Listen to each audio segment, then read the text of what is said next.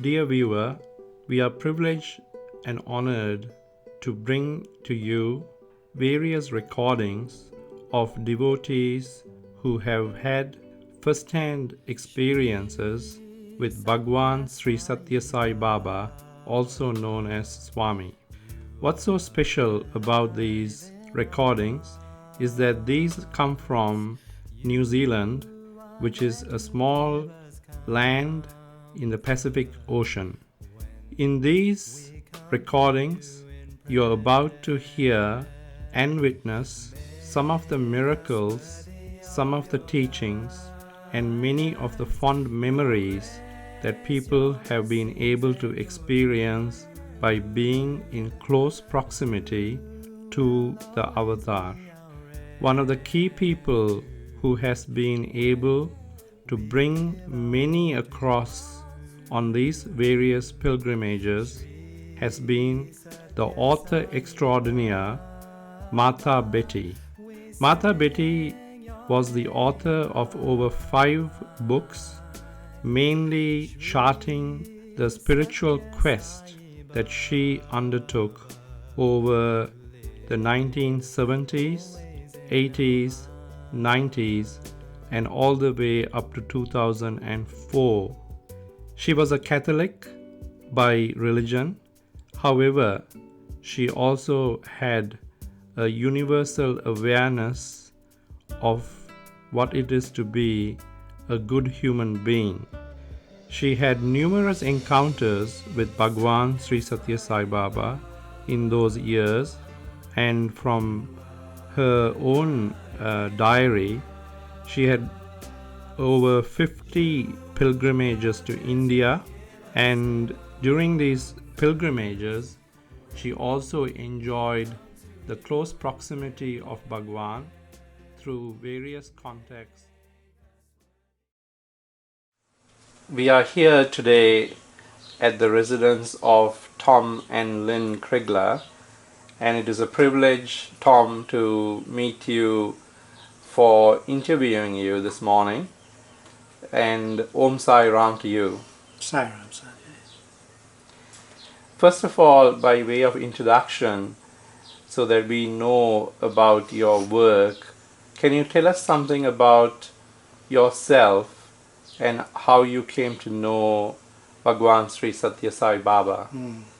Well, both my wife and I are artists, and we met as artists working professionally in an ad agency quite some years ago, about 10 years before we went to Swami actually. And our relationship led us to living together and deciding to create our lives together. And it was when I moved in with Lynn that I discovered she had a book in her cupboard called Gita Vahini. And this is the actual book. I've kept it all those years. I put a cover on it. And when I discovered this book, I couldn't take my eyes off this photograph of Swami. It was the most beautiful thing I had ever seen. And I would put it on the shelf and by the window seat, and I would just gaze at it for hours. I couldn't take my eyes off it. I didn't know what the attraction was. I started to read the book and found that there was a lot of Sanskrit words in it, so I didn't understand those at that time. So we set about, I knew that there was an awful lot of truth in it because I began to underline all the great truths that were in it that I understood. And I realized I'd found something magnificent. Prior to that, both Lynn and I had been studying other saints like Paramahansa Yogananda and Ramakrishna and Muktananda and so on, many of the great saints. And we were fed towards Eastern spirituality on that. But when this book came along, Gita Vahini, the whole lid lifted off spirituality. And I knew we were onto something very, very precious. So around about which era would this be, Tom? This would have been around, this book was published in 74, so this would have been around 1985, I'd say, yes. Then we went to America to meet Lynn's parents, and when we came back, we picked up again with this book and decided then to go to India. So that was how it came to be. Quite often men are led to Swami by their wives. The women, it seems to be, have the higher spiritual intuition. And I've noticed this in several cases with a lot of people. And it was certainly the case in mine. It was through my wife Lynn that I actually came to Swami. He used Lynn as the instrument through this book to draw me there. How very fortunate that you still have the book. I still have the book. And it's a very good copy to keep forever. I would take it anywhere with me, this one book. There is so much in it. Unfortunately, there is no glossary in the back. And later books that we came to get, books written by Westerners like by Hislop, Murfitt, Sandweiss, Joy Thomas and so on, had glossaries in the back, and that was a great assistance to us to understand Swami's teachings for a Westerner. Sure. Now, can you share with us about your experiences with Bhagwan Sri Satya Sai Baba? I'm sure that there are many, but as a person who's lived in this wonderful place out west in Auckland, it seems so far away from India, where Bhagwan Sri Satya Sai Baba's mission actually started. And I am curious to know as to how growing up in New Zealand and getting used to Indian spirituality and all this came about. Well, for me, it came about in the first instance through Indian music. I was a great fan at the age of 16 of Ravi Shankar, and I would buy his LP records and play them night and day. And from his music it led to an interest in Eastern literature, like from Swami Muktananda, Paramahansa Yogananda, Ramana Maharshi and so on. That was really where my interest was piqued. And Lynn, as it turned out, had read the same books. When we first met, we discovered that we'd both had a background in these spiritual teachings. And it was those teachings which actually led us, which educated us in a way, and led us to Satya Sai Baba. Once we found Satya Sai Baba's teachings, we knew we'd hit the jackpot. There were no misunderstandings with Swami. His words were precise and very, very clear. And we couldn't wait to get to see him. And how was it that you first came to actually go and meet him physically? Well, we had studied some books written by Westerners, Hislop I think I mentioned, and Murfitt and so on. And that clinched the deal for us. We simply had to go. And so we inquired from the organisation as to how to get there, not having been to India before either of us. And they put us onto a group that was going in a few weeks' time. And we managed to get on that group and we went with them. That was our first trip in 1989, I think it was. So there are many groups who have actually been to Prashanthi Nilayam. How was your experience? Look, on my first trip there, Swami came over to me in darshan and stood closer than I am to you now, bent over and looked right into my eyes, and I instantly fell in love. I just fell in love with him. I mean, his love that he extends out to you, it's beyond description. It enters your heart and it opens your heart wide open. And for the first time in my life, I think I felt my heart opening in a spiritual sense. He looked very closely at me and he said, "Where do you come from?" And knowing that he was God, I thought it rather curious that he was asking me where I came from. I thought, God, he should know. And after all, I was wearing a scarf that had New Zealand printed on it as well. And I said, "Well, Swami, I'm from New Zealand, you know, so you don't know." And he says, "Oh, New Zealand." And he stood up and walked off. And so I said to the fellow next to me, "You know, did I say something wrong?" Not expecting Swami to walk off like that. And he said, "Oh, you'll learn, you know, you'll learn as time goes on," what he meant. And so when we came back home after some 3 or 4 weeks being at the ashram, Lynn and I both threw ourselves into the organisation very heavily. We got very involved in service. we did all kinds of service, and we studied his teachings intently.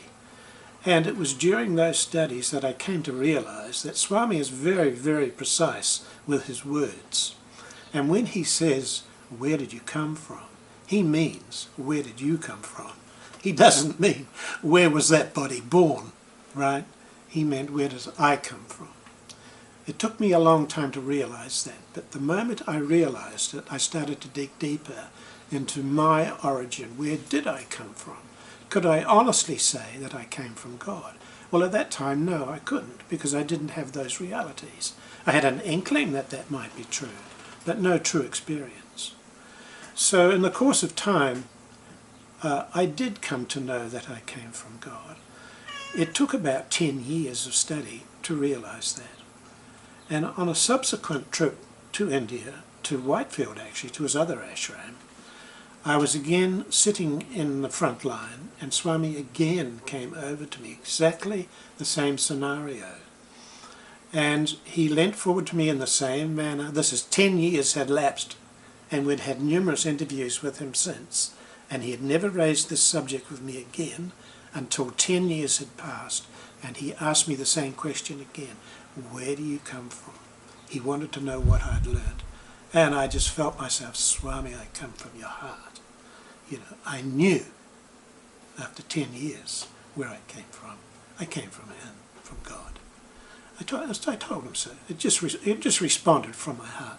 You can't think intellectually with Swami. You don't have time. You can only respond from your heart, and that's what came out. And he stood up. He says, "Very happy, very happy."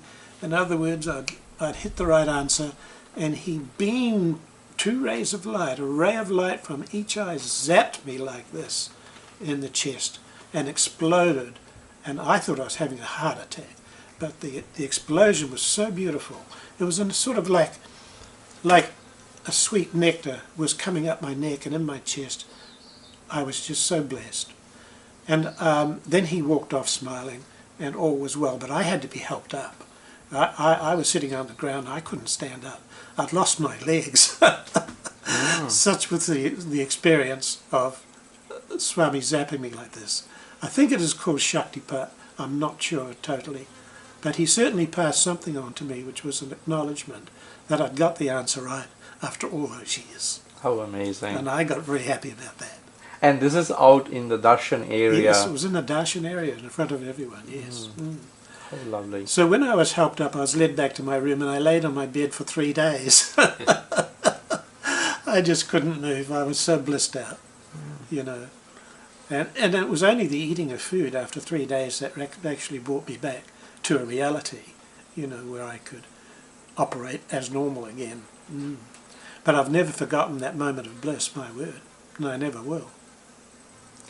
Now, Tom, you as an artist probably have very many stories to say, but what we are interested in is how has your life changed since coming to know of Sai, and is there anything of a special event or message that you think you live by when it comes to Bhagwan? Well, I think the most important thing I've come to realize is that we are all one. In truth, we are really all one. And now, as a result of Swami's teachings, when I look at people, I don't so much see the egocentric nature of a person sitting there. I look through them and I see the Atma, the soul, the spirit of the person when I look at them. And this is true for everyone I see. I see the Atma, even though it's invisible.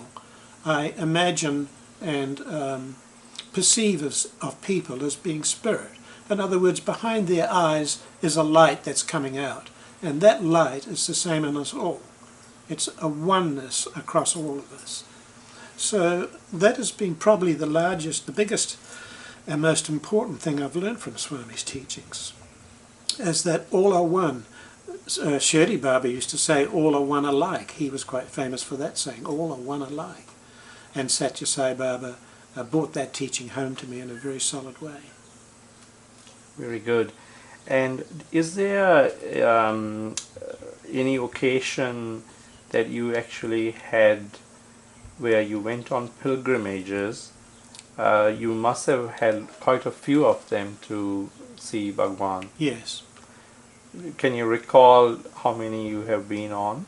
I've been there to his ashram over 30 times, and my wife has been something like 35 times. She's made several trips without me. I've been stayed at home. But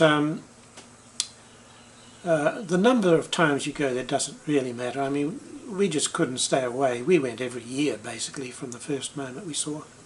We went every year to the ashram.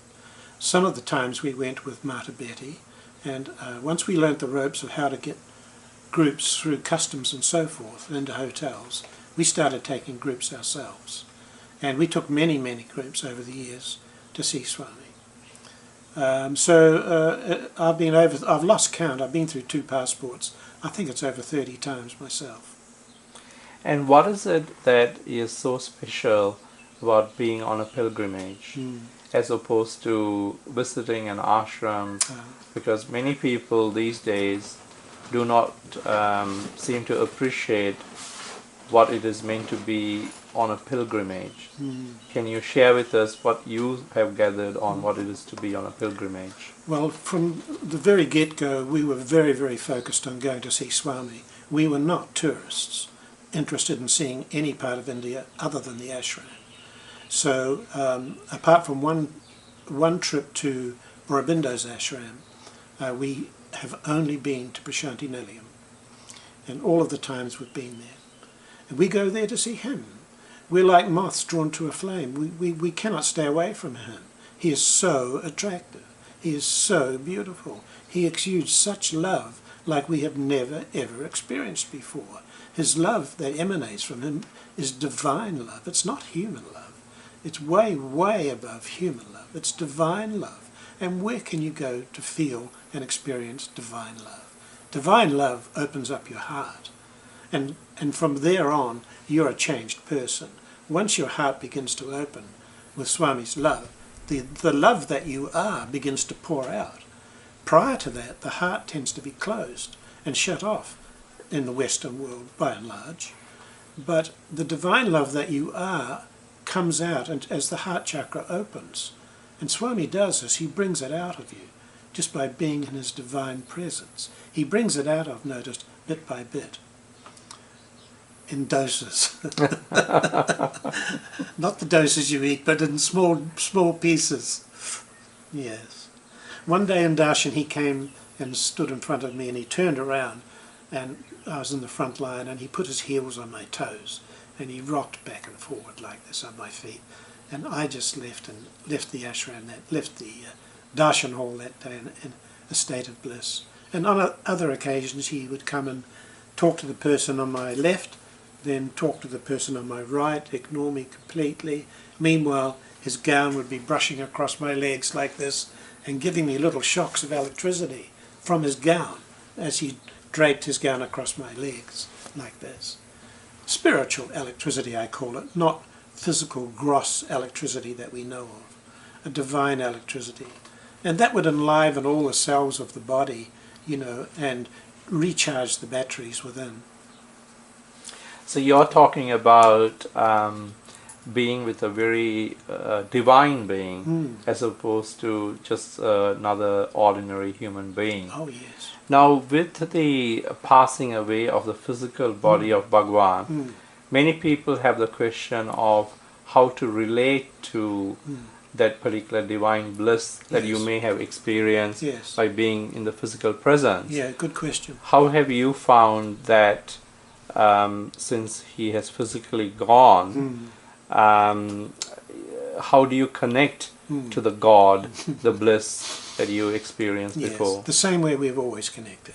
You see, very early in the piece we came to realize that Swami was not that physical body. Yes, he used that body to get around and to relate to others, to talk to us and so forth. But he was not that body as such. He was much, much bigger than that little body. He was formless, vast, huge. No limits to Swami.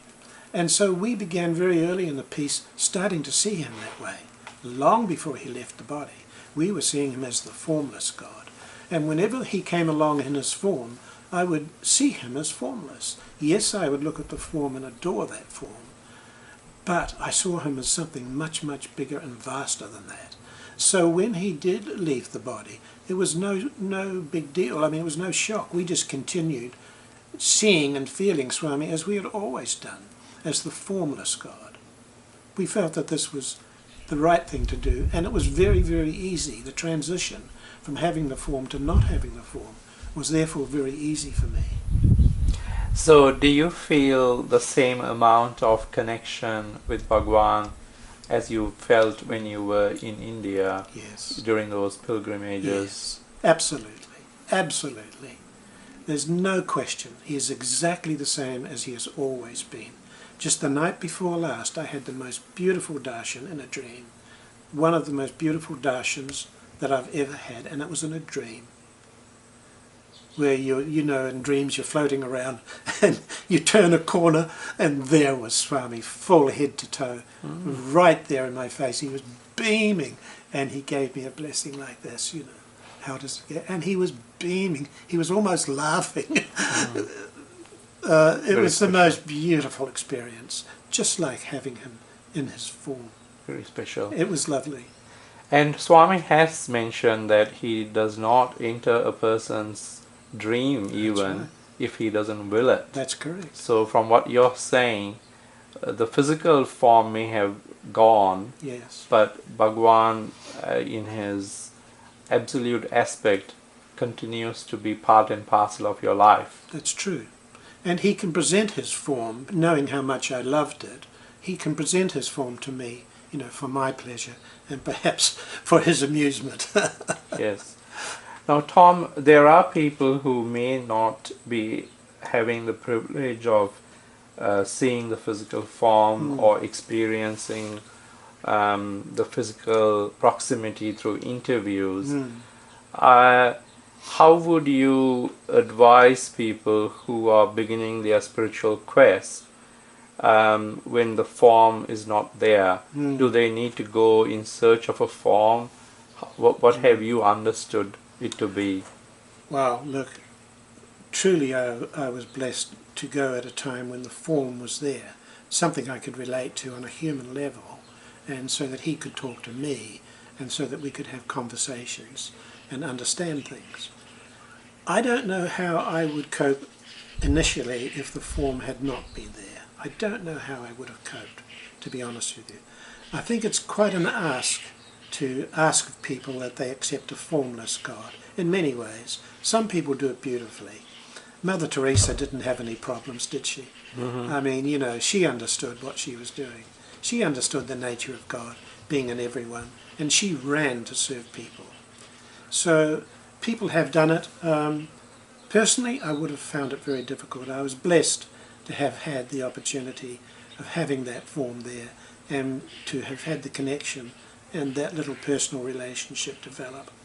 One of the things that we have been told is during the interviews, which are even more special, Swami shares various things with his devotees. Is there anything that stands out that you would like to share with us today? Well, you know,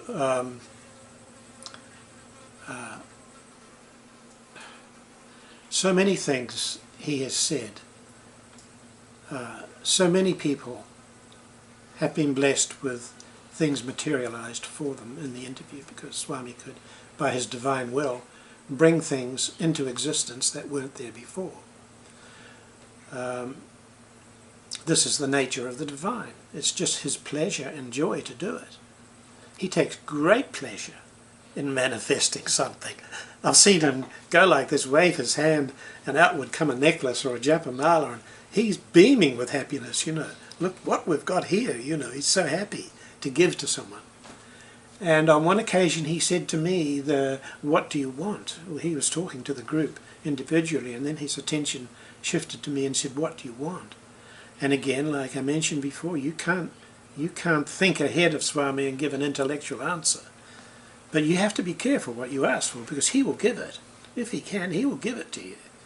And I felt myself saying, Swami, if we have God's grace, then we have everything. We don't need anything more in this life other than God's grace. You imagine going through life poor, ugly, jobless, but you had God's grace. You couldn't ask for anything more. And so he leaned forward. He said, very happy. He was happy with that answer. That if you had God's grace, you had everything. And he leaned forward and waved his hand like this, and there was a puff of light came from under his hand, a flash of light. It was very, very bright, something like a welding torch, bright. And he grabbed into it like this and pulled out the most beautiful silver ring with the manifestation of Shirdi Sai Baba on it. And he then called me forward. I didn't realize it was for me. He called me forward and put it on my hand and patted my hand. He said, big hand. And then I wasn't wearing my glasses, so I was trying to go like this to look at it, but I couldn't quite focus. And I sort of fell back into my seat, and the ring was hot. It was very, very warm when he put it on my hand. It was like it had just come out of the oven. It had just come out of creation. And it was bright, bright silver and a beautiful rendering of Shirdi on it. Quite a big oval ring it was. And I wore that ring for about 10 years.